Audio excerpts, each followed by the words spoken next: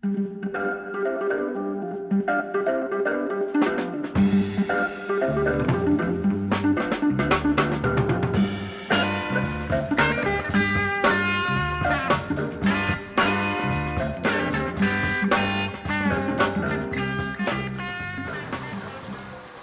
comment changer la courroie d'accessoires d'une Fiat Punto Grande de 2010, en l'occurrence ici. Alors la courroie accessoire, elle se trouve ici, voilà. Sachant que ces moteurs là en fait sont équipés de courroies de distribution, enfin de chaînes de distribution. Donc cette courroie d'accessoires doit être changée aux alentours de 120 000 km. Alors ici j'ai un petit peu dépassé. Je suis à 135 000 km. Bon, jusque là elle a tenu. C'est pas forcément recommandé. Donc voilà, alors le but ici, ça va être de changer la courroie d'accessoires ainsi que la poulie, le galet tendeur. Voilà, alors, bon, en l'occurrence ici, j'imagine que vous savez déjà mettre la voiture sur chandelle, d'un côté en tout cas, et retirer la roue. Donc voilà. La roue a été retirée ici, voilà, c'est tout ce que j'ai fait. Et j'ai retiré aussi le garde-boue qui se trouve ici. Rien de plus simple, il se compose de quelques petites vis, rien de très périlleux. Voilà, à vous de regarder, de ne pas tirer comme une brute pour pas tout arracher. Voilà. Donc maintenant, le but, c'est de repérer le vieux galet tendeur qui se trouve sur cette voiture et de pouvoir détendre notre courroie de façon à pouvoir la changer. Alors, notre galet tendeur, il a l'air de se trouver ici, si je ne me trompe pas, celui-ci.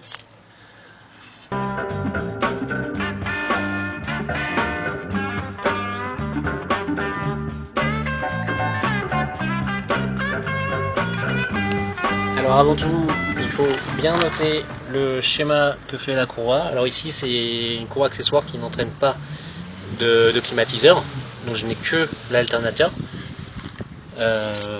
qui tourne grâce à cette courroie.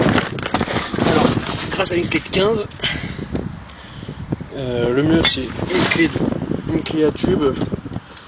Alors celle de 15 je l'ai pas, donc je vais prendre une clé à œil. Avec une clé de 15, ce qu'on peut faire,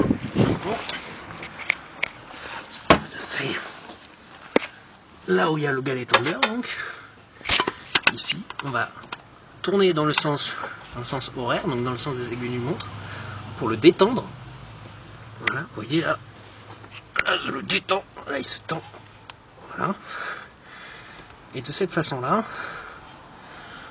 je vais pouvoir enlever la courroie. Alors je vais poser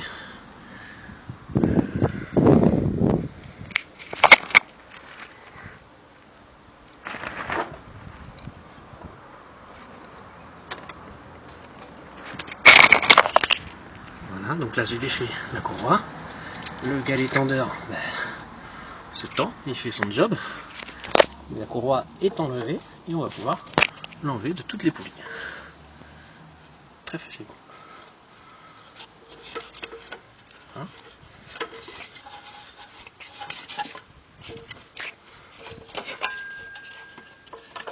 On peut aussi passer par le dessus pour que ce soit plus facile.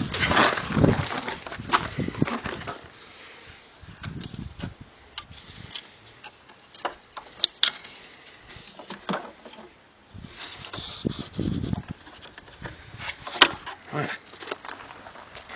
Comment savoir si la courroie était un peu en mauvais état? On regarde.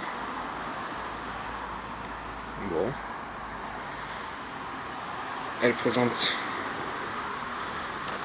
pas forcément beaucoup de craquures. Voilà, je vais pas faire la mise au point, mais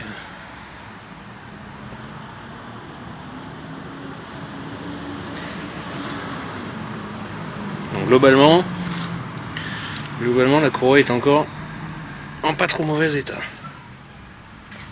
Ce qu'il y a de rassurant. Ensuite, le but va être de changer le galet tendeur.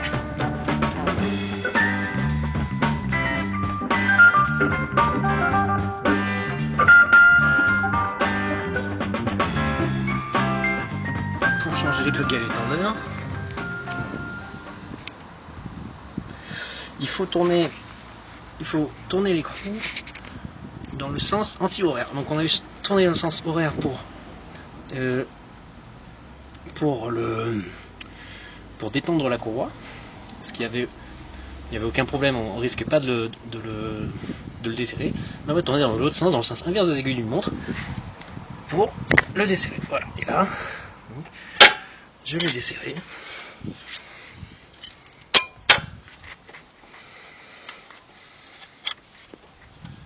Voilà, bon, je dévisse comme une vis normale. Hein.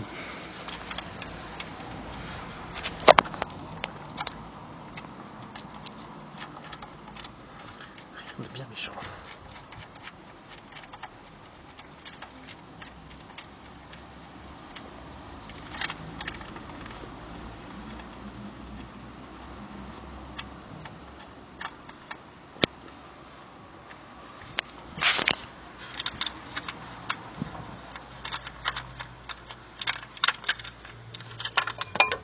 Voilà.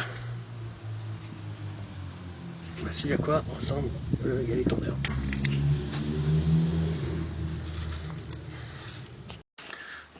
Alors une fois qu'on a enlevé le galet, il faut enlever aussi tout le système de tension que on voit ici. Donc on avait le galet qui était à cet endroit-là et le système de tension qui se trouve ici.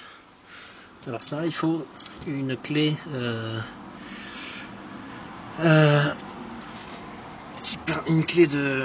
un Torx de 50 je crois, ouais. Voilà, ce qui n'est pas forcément standard, il faut l'avoir à l'avance. Et puis on dévisse et on l'enlève comme une vis normale.